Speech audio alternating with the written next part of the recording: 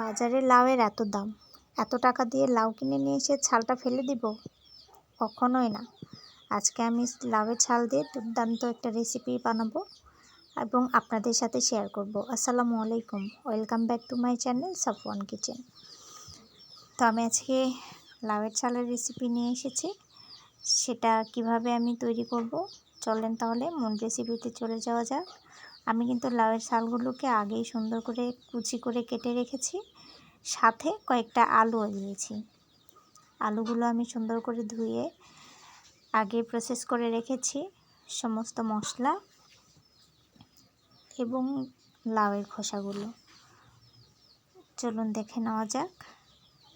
এখন আমি একটা প্যানে সুন্দর করে তেল দিয়ে নিলাম।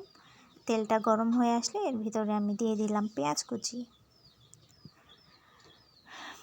দিয়ে দিলাম কয়েকটা কাঁচামরিচ। সুন্দর করে এটাকে নাড়াচাড়া দিয়ে ভেজে নিব।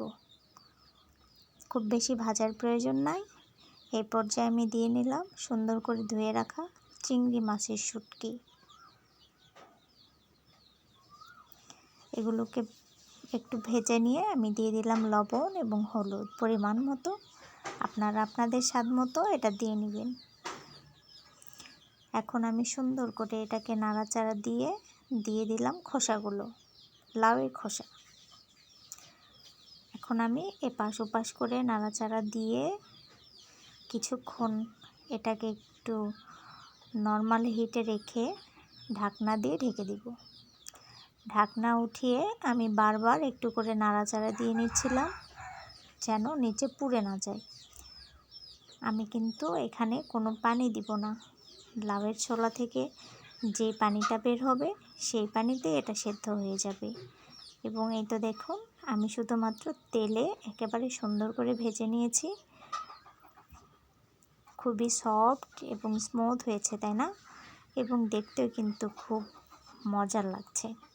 তো কার কার আজকে আমার রেসিপি দেখে ভালো লেগেছে অবশ্যই লাইক এবং কমেন্ট করে জানাবেন। এবং এই লাউয়ের ছোলাটা খেতে কার কার ভালো লাগে সেটাও কিন্তু জানাতে ভুলবেন না।